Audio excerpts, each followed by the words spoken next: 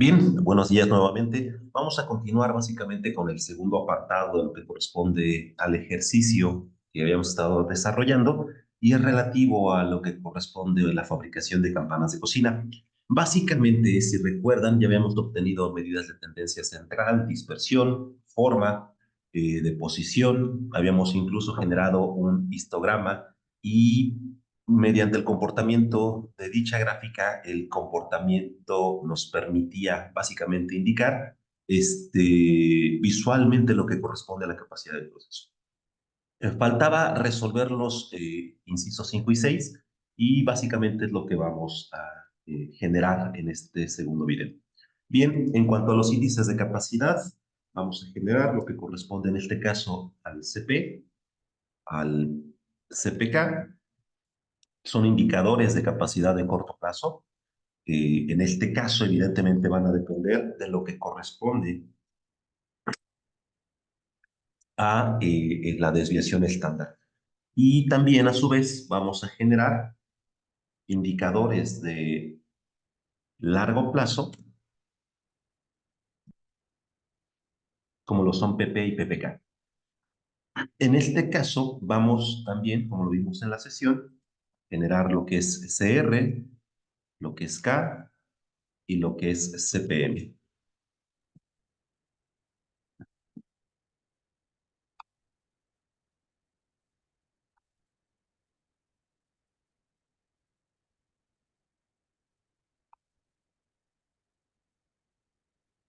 Bien, a partir de aquí vamos a tener que establecer lo que es una diferenciación entre el corto y el largo plazo. Básicamente la diferencia que existe entre los dos de una forma matemática y rápida es el cálculo de lo que corresponde en este caso a la desviación estándar. La desviación estándar en general, evidentemente, es lo que hace la diferencia entre estos dos indicadores. La fórmula, en esencia, es la misma. Evidentemente, lo que corresponde a la desviación estándar, que es la que determina la diferencia promedio que existe de un conjunto de datos con respecto al promedio de ese mismo conjunto de datos, es lo que nos va a permitir tomar en cuenta dicha diferenciación.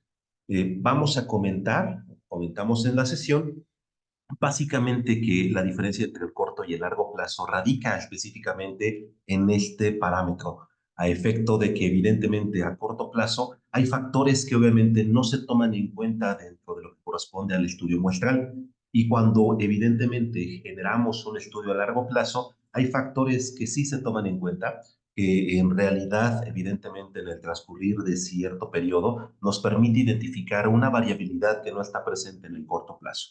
De tal forma, evidentemente, que esa amplitud en lo que corresponde a dicho periodo nos permite tener una realidad mucho más certera de lo que corresponde, evidentemente, a la variabilidad que puede presentarse en nuestro proceso.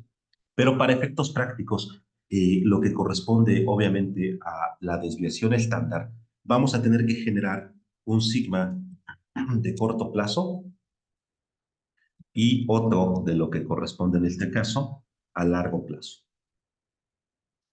El largo plazo básicamente se va a comportar de la misma manera que lo que corresponde a la desviación estándar muestral, siempre y cuando se haya generado a través de las muestras, o poblacional, siempre y cuando se haya generado a través de la población. Normalmente, en este caso, cuando tenemos un periodo suficientemente largo como para poder haber generado estos parámetros, lo tomamos directamente de este histórico como tal. Para el caso, en el supuesto de nuestra desviación estándar a largo plazo, tomaremos directamente el que corresponde a la medida original de dispersión que habíamos generado, asumiendo evidentemente que esto corresponde no directamente a los datos muestrales que tenemos evidentemente en el ejercicio, sino estimando o manejando el supuesto de que los mismos generan o se generan a través de lo que corresponde un estudio histórico sobre un periodo lo suficientemente largo como para tomar en consideración todos los factores que debamos dentro de nuestro análisis de capacidad. En el caso del sigma a corto plazo, aquí vamos a manejar el supuesto, evidentemente, de que se toma directamente de un estudio muestral y aquí vamos a hacer una diferencia en cuanto a la fórmula de obtención, que básicamente sería dividir nuestro rango promedio o rango testado entre lo que es una constante denominada D2. En este caso, esa constante se encuentra en lo que corresponde a sus tablas dentro de, el apartado correspondiente a factores para la construcción de cartas. Es básicamente es el esquema que tendríamos que obtener en este caso. Bien, en ese supuesto tendríamos solamente que tomar en cuenta el tamaño muestral. El tamaño muestral es diferente al número de subgrupos que tenemos en nuestro estudio y es importante generar la diferenciación que existe entre lo que es el tamaño muestral y evidentemente el número de subgrupos. Para este supuesto, les pediría obviamente que tomen en cuenta lo que es básicamente estas tablas que estuvimos cargando en Classroom a efecto de que puedan tener directamente el valor que sí corresponde. En el caso de lo que corresponde en el supuesto del número de subgrupos, lo vamos a clarificar de una forma mucho más clara en lo que corresponde básicamente a la explicación de cómo se obtiene. Bien, en el caso de este apartado, evidentemente, tendríamos que tener en cuenta nuestra constante de 2. La constante de 2 la obtenemos, repito, de la tabla que se denomina en su Classroom como factores para la construcción de cartas de control. En este caso, temporalmente, vamos a identificar primero cuál es el número de subgrupos y otro, cuál es el tamaño de su grupo. Para hacer esto, nos remitimos a nuestra tabla original y si se dan cuenta, básicamente estamos tomando en cuenta 12 columnas, cada una de las mismas identificadas con S1 a S12. Para este caso, cada uno de ellos correspondería a un nivel de subgrupos. Es decir, evidentemente, cuando nosotros generamos este estudio, eh, fuimos directamente a planta y en el proceso obviamente de producción obtuvimos cada determinado tiempo, puede ser una hora, puede ser cada lote, puede ser un cambio de turno, puede ser por día, etcétera, etcétera. Pero en el supuesto de que hubiéramos obtenido durante 12 periodos estas muestras, estaríamos asumiendo que, por ejemplo, a las 7 de la mañana generamos una primera muestra con 12 elementos. A la siguiente hora volvimos a bajar a planta y volvimos a tomar una muestra de 12 elementos. Y así subsecuentemente hasta haber generado, evidentemente en 12 horas distintas, 12 muestras con 12 elementos a su vez. Eso significaría evidentemente que para este análisis nuestro número de subgrupo es igual a 12 y el tamaño de subgrupo es básicamente la cantidad de elementos que estuvimos obteniendo en cada uno de esos cortes. En este caso son 10. Entonces tendríamos 12 subgrupos, tamaño 10, y ahora, bajo este supuesto, básicamente tendríamos nada más que tomar en cuenta la constante de 2. Para ello, vamos a remitirnos a nuestra tabla de factores para la construcción de cartas de control, la que tienen en pantalla, y si se dan cuenta, básicamente depende de lo que es el tamaño muestral, donde tenemos desde 2 hasta 25, al menos para esta tabla. Ahora bien, tenemos diferentes constantes. La que es de interés para nosotros es esta constante que se denomina D2. Lo primero que tendríamos que hacer es identificar el tamaño de la muestra. Para el caso es de 10, evidentemente la fila sobre la cual vamos a obtener los elementos va a ser la que tiene ese valor. Para la constante de 2 sería un valor equivalente a 3,78. Y ese es el valor que vamos a tomar para nuestro estudio. Dejamos de compartir esta pantalla, nos regresamos obviamente a nuestro Excel y podríamos tomar en cuenta evidentemente que nuestro constante de 2 es directamente 3,078. De tal forma que evidentemente si nuestra fórmula es R testada sobre lo que es la constante de 2, podemos básicamente generar la división del rango, un rango promedio, sobre lo que corresponde en este caso a la constante que tenemos aquí. Bien, para lo que es el rango promedio, esto tenemos que obtener ahora a nivel subgrupo. Voy a modificar esto. Y aquí vamos a generar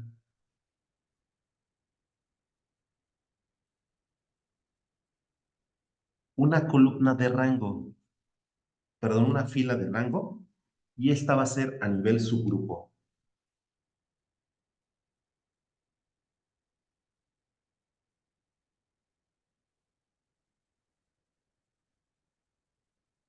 ¿Qué significa que sea a nivel subgrupo? Básicamente, que el rango va a ser generado por cada uno de los subgrupos y no sobre todo el conjunto de mediciones que fueron tomadas. Es decir, vamos a generar 12 rangos. Recuerden, la fórmula básicamente sería el máximo, pero a nivel subgrupo, menos el mínimo del mismo subgrupo. Generamos básicamente ese rango, corremos la fórmula y ya obtendríamos básicamente lo que corresponde a rangos por cada uno de los subgrupos. De tal forma que tendríamos un rango testado, un rango promedio, que sería básicamente el promedio de dichos rangos por subgrupo.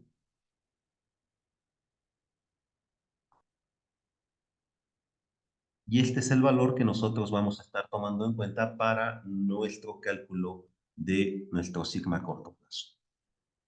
Dividiríamos básicamente ese rango testado directamente sobre nuestra constante de 2 y obtendríamos una estimación, obviamente, de lo que corresponde a nuestra desviación estándar a corto plazo. Si se dan cuenta, son muy similares los dos valores, tanto el largo como el corto plazo, y la diferencia básicamente nos va a permitir establecer de una forma conceptual y teórica lo que corresponde evidentemente a la diferencia entre el corto y el largo plazo. Bien, las fórmulas son exactamente las mismas. La única diferencia, evidentemente, y vuelvo a repetir, va a ser lo que corresponda al corto y al largo plazo. Y evidentemente el corto plazo nos va a permitir hacer el cálculo para lo que corresponde a nuestro CP y CPK, asimismo nuestro CR y nuestro CPM.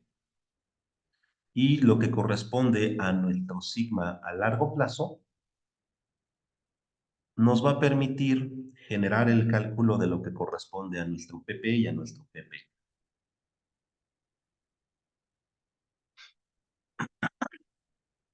Bien, recuerden que el CP básicamente es la variación tolerada entre la variación real, de tal forma, obviamente, que sería la diferencia de nuestros límites de especificación sobre 6 veces nuestro sigma.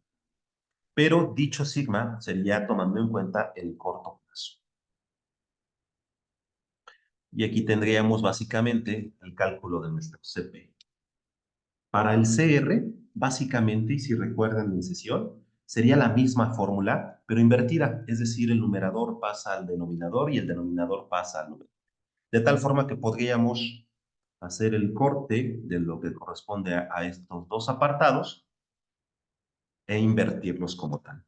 Nada más recuerden que evidentemente este tiene que ser expresado en formato de porcentaje. Nuestro CPK básicamente sería, tal como lo vimos en sesión, el mínimo del CPS y del CPI. Pueden poner, independientemente de su preferencia, pueden poner primero el CPS o el CPI, no va a haber ningún problema siempre y cuando no vayan a confundir los términos o los signos en su interpretación.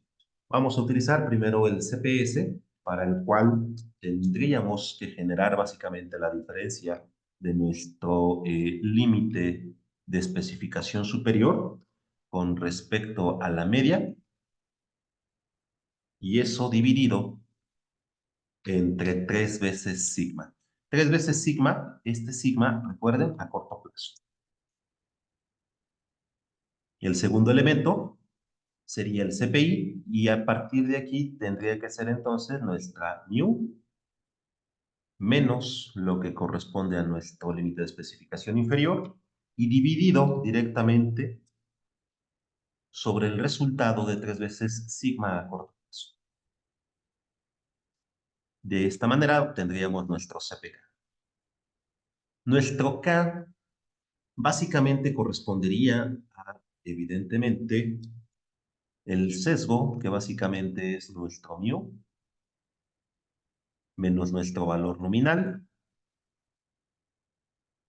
y eso dividido entre un medio, que es lo mismo que decir 0.5, por lo que resulte de la diferencia de nuestros límites de especificación.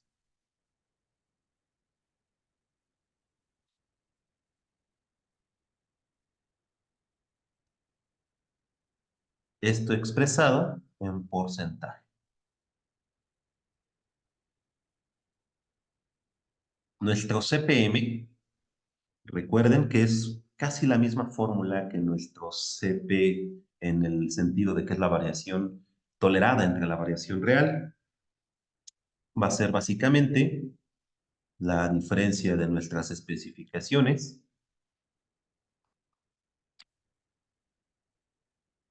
pero dividido, en lugar de entre 6 sigma, va a ser 6 por tau. Tau, recuerden básicamente que resulta, aquí esto no va a ser necesario, de la raíz cuadrática de la suma cuadrática de dos elementos, la desviación estándar, que en este caso sería corto plazo, y el sesgo. Entonces, el primer elemento sería nuestro sigma a corto plazo,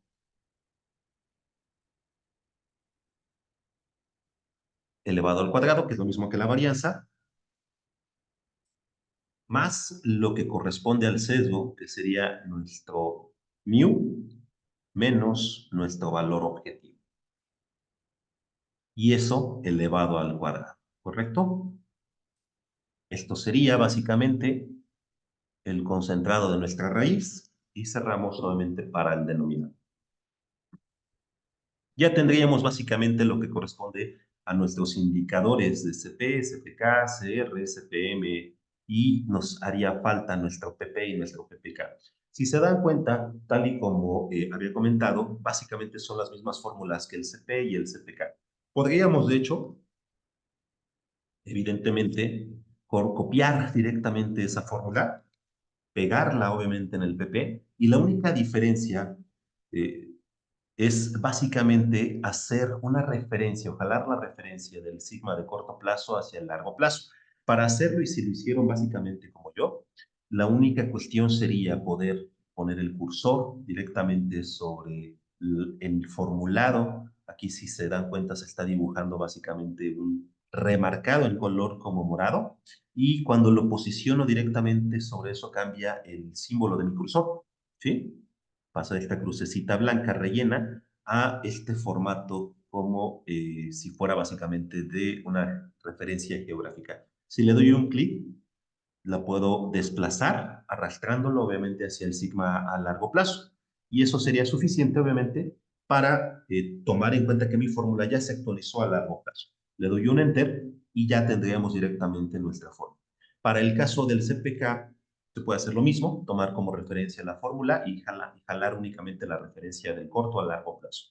Entonces podríamos darle un doble clic, seleccionamos toda la fórmula, control C, enter, damos doble clic sobre la nueva celda que se va a actualizar, control V, ya tendríamos la misma fórmula. Lo único que tendríamos que hacer es de nueva cuenta posicionando nuestro cursor directamente sobre el remarcado del sigma a corto plazo, darle un clic derecho y poder obviamente deslizarlo hacia largo plazo. Como en el caso de esta fórmula se hizo referencia a este sigma dos veces, tendríamos que replicar dicho arrastrado hacia ese mismo elemento.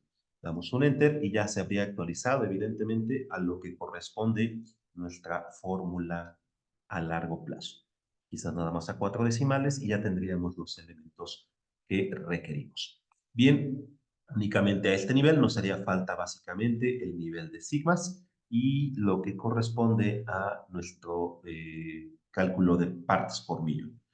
Para este supuesto, recuerden que tenemos dos maneras de obtenerlo. El nivel de sigmas básicamente va a depender de lo que corresponde al lado izquierdo y derecho de nuestra curva. Habíamos comentado en la sesión que evidentemente la cantidad de elementos que se encuentran dentro de especificación y va a ser el área que se conforma por la función de la curva que se dibuja de nuestro proceso con respecto a los límites de especificación correspondientes. En este caso, evidentemente, sería lo que son estas dos líneas rojas, que por la escala, evidentemente, no se nota la diferenciación entre las mismas. Ahora bien, para obtenerlo, tenemos que calcular el nivel Z para el lado izquierdo y el lado derecho. En el caso de lo que es sigma, recuerden, Z va a ser básicamente igual a nuestro valor xi menos mu y ese resultado sobre sigma. En este caso, recuerden que para el lado derecho y el izquierdo vamos a tomar en cuenta que ese valor xi va a asumir los valores de los puntos que nosotros queramos dentro de la curva. Más específicamente, si queremos que se nos devuelva el porcentaje del área debajo de la curva que cumpla con las especificaciones, entonces el valor correspondiente para lo que es el lado izquierdo sería evidentemente el límite de especificación inferior. Puede ser el izquierdo, le voy a poner nada más como una I y nuestro Z superior. Un Z inferior o Z izquierdo y un Z superior o un Z derecho. No arrastré demasiado. Y aquí en este caso vamos a tomar en cuenta que va a depender de ley, es decir, nuestro límite de especificación inferior. En este otro, de les, nuestro límite de especificación superior. Y el resultado para Z sería básicamente el que habíamos comentado en esta forma. Nuestro límite de especificación menos mu sobre sigma. Ahora tendríamos solamente que tomar en cuenta el corto y el largo plazo. Vamos a generarlo primero con el corto plazo. Aquí me faltó ponerle este signo de división. Sería el corto plazo. Esta fórmula tal y como está, la vamos a jalar y únicamente vamos a tomar en cuenta que sea la referencia hacia el límite de especificación superior en lugar del inferior. Y ya tendríamos nuestros dos zetas. Obviamente, aquí tendríamos que indicar que este es el corto plazo.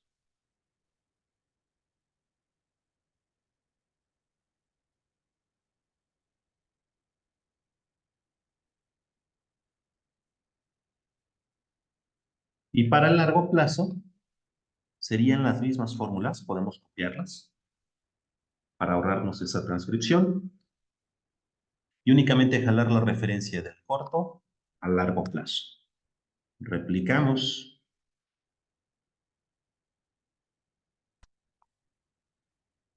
y también jalamos la referencia. Bien, y ya tendríamos aquí nuestros zetas de corto y de largo plazo. Ahora bien, para obtener nuestros phis,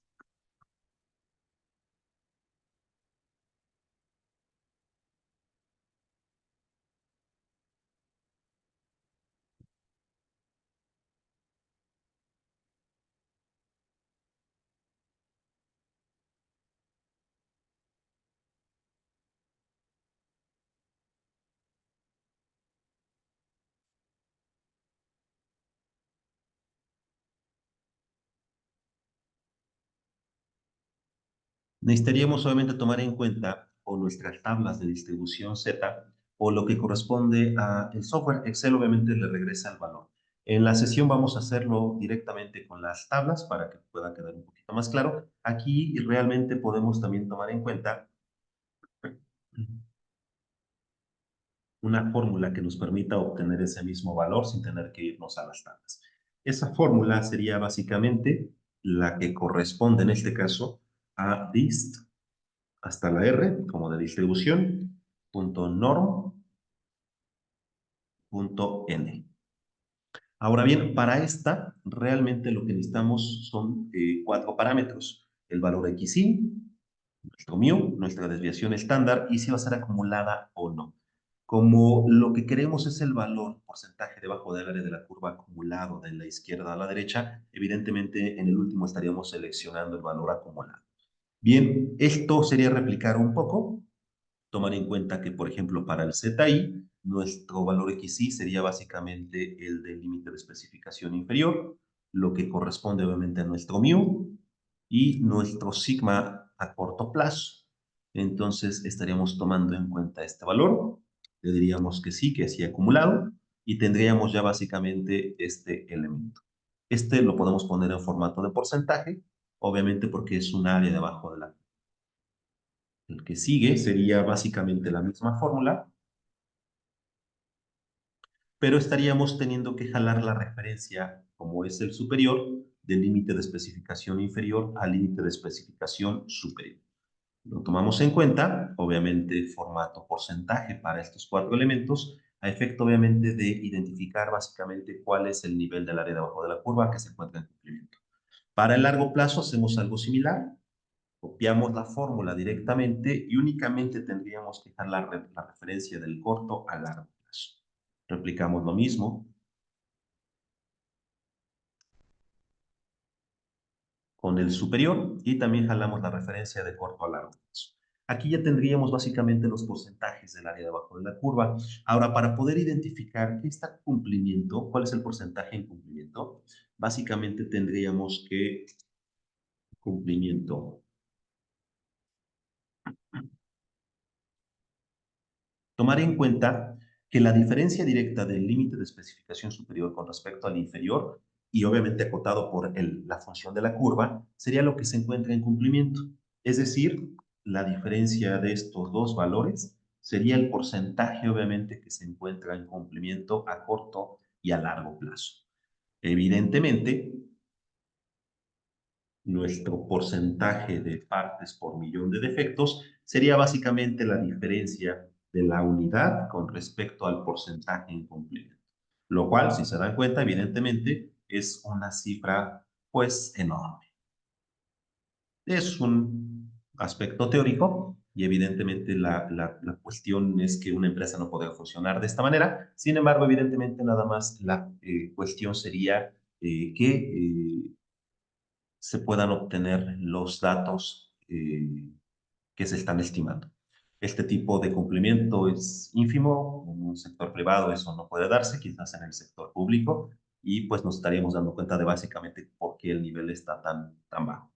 Bien, ahora las partes por millón de defectos, es decir, la cantidad bruta, podríamos obtenerla ya directamente al multiplicar 1.000.000 por estos porcentajes. Un formato numérico con separador de miles, sin decimales y corremos la forma.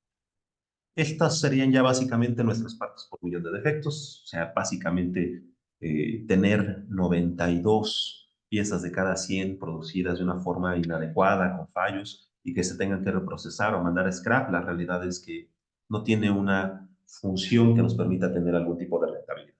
Bien, con esto estaríamos básicamente cerrando el inciso 5, en donde ya calculamos nuestro CP, nuestro CPK, CRK, CPM, nuestro PP y nuestro PPK. Ah, por cierto, me faltaba aquí ZM. ZM básicamente es la diferencia de lo que es el corto y el largo plazo en el nivel de sigmas. Aquí vamos a tener que tomar en cuenta las zetas que se encuentran con menor capacidad dentro del corto y el largo plazo.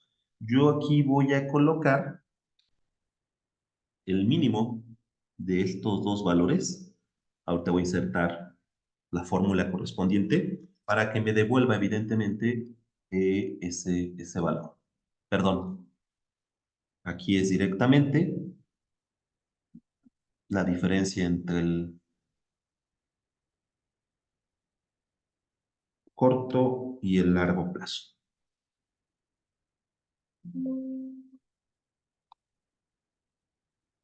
La voy a replicar para que no haya diferencia.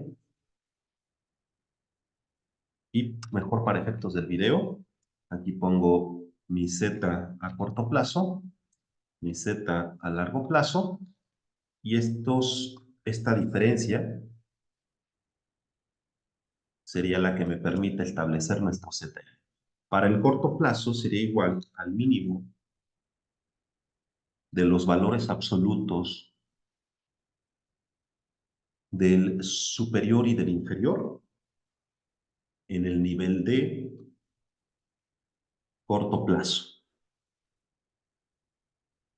Y para el largo plazo sería lo mismo, tomando en cuenta el Z inferior y el superior. Únicamente copio la fórmula y jalo la referencia a largo plazo. Y de esta manera ya tengo la diferencia. Si fuera una cifra para el ZM sea mayor al más menos 1.5, eso indicaría evidentemente que no tenemos control de la tecnología, que nuestro proceso es inadecuado.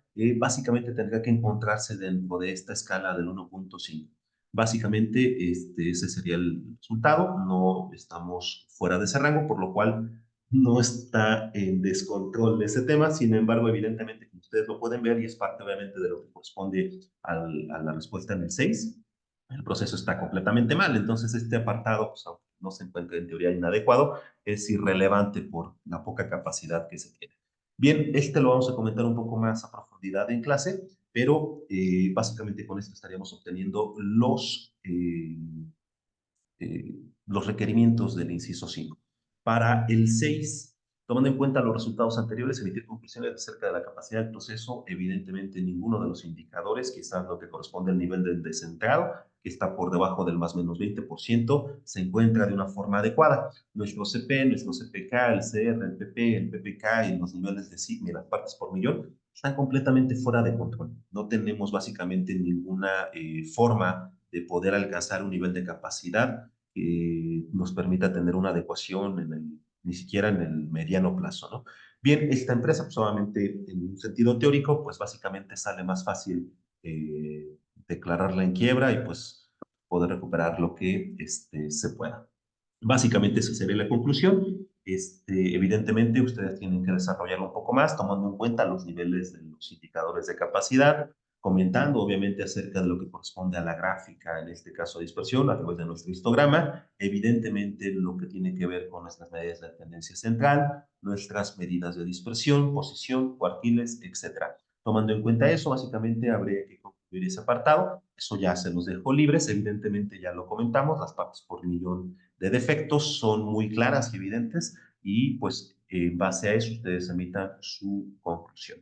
Bien, sería todo por lo que corresponde a este segundo apartado de este ejercicio. Que tengan un excelente día, cuídense mucho, saludos cordiales.